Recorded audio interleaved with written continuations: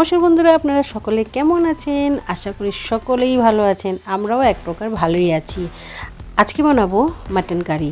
তো আজকে Sunday special mutton curry আমি কিভাবে বানাচ্ছি চলুন আপনাদের সাথে রেসিপিটা শেয়ার করি।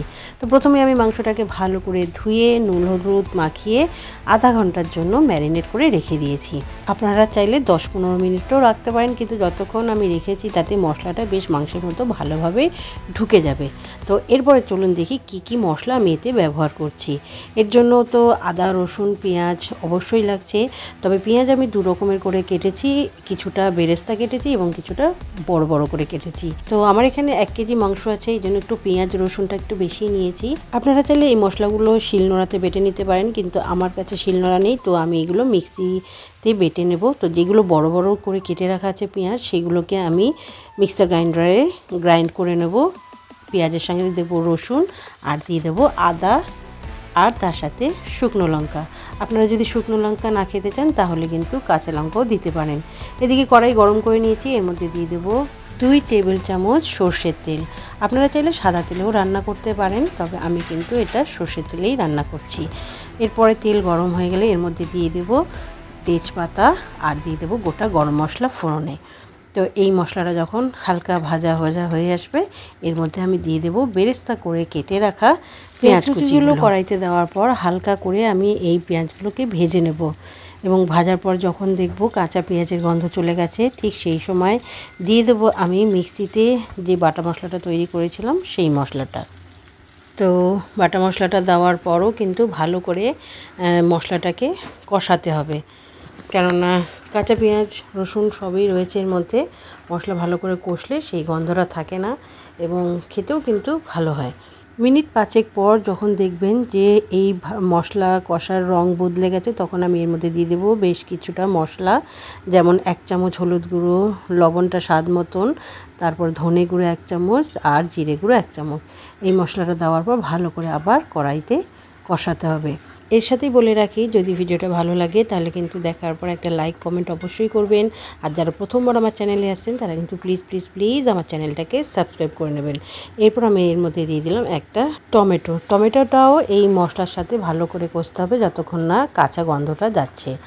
তো যখন দেখবেন আপনার মশলা কষা হয়ে গেছে, তখন দেখবেন মশলার চারিদিক থেকে তেল বেরোতে শুরু করেছে। ঠিক এই সময়ে কিন্তু আমি ম্যারিনেট করে রাখা মাটনটা দিয়ে দেবো। মাটন দিয়ে এবার ভালো করে মাটনের মধ্যে মশলাটাকে মেশাতে হবে।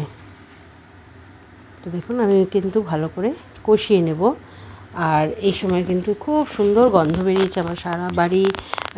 মাটনের যে কষা গন্ধ মাংসের সেটা পাচ্ছে, এবং আমার ছেলে উপর থেকে আওয়াজ দিচ্ছে, মা কি গন্ধ বেরোচ্ছে। তো যাই হোক, দেখুন এখন প্রায় কিন্তু কষা হয়ে গেছে, মিনিট 10 আমি কষেছি। এরপর আমি এই কষা মাংসের মধ্যে দিয়ে দেবো সামান্য গরম জল। গরম জলটা আমি পাশেই প্রেশার কুকারে কিন্তু আগে থাকতেই করে রেখেছি, সেই গরম জলেই কিন্তু দেব। ঠান্ডা জল কিন্তু একদমই দেবেন না, তাহলে না মাংসের যে টেস্টটা সেটা চেঞ্জ হয়ে যায়। তো সেই জন্য আমি সবসময় মাংস কষানোর পর কিন্তু গরম জলটাই দেওয়ার চেষ্টা করি। তো এই যে গরম জলটা দেওয়ার পর একটু নাড়িয়ে চাড়িয়ে এটা কিন্তু এবার আমি প্রেশার কুকারে দেব, কেননা প্রেশার কুকারে না দিলে কিন্তু মাংসটা খুব ভালো করে সেদ্ধ হবে না। আর আমার বাড়িতে তো ছোটো বাচ্চা রয়েছে, বয়স্ক লোক রয়েছে, তারা খাসির মাংস চিবোতেই পারবে না ওই জন্য কিন্তু একটু প্রেশার কুকারে 4 থেকে 5টা সিটি আমি দিয়ে নিয়েছি। তো দেখুন সিটি দেওয়ার পর কিন্তু মাংস আমার একদম রেডি হয়ে গেছে। ও বন্ধুরা, একটা কথা বলতে ভুলে গেছি, আমাদের একটু ঝাল ঝাল পছন্দ করি আমি আর আমার বরমশাই, তার জন্য কিন্তু 2-3টে কাঁচা লঙ্কাও দিয়ে দিয়েছিলাম। তো নামানোর আগে আমি এর মধ্যে দিয়ে দিলাম শাহি গরম মশলা ওই আধা চামচ। তো এটা দিয়ে এবার ভালো করে নাড়িয়ে আমি প্রেশার কুকারটা আবার কিন্তু 2 মিনিটের জন্য বন্ধ করে রেখে দেব।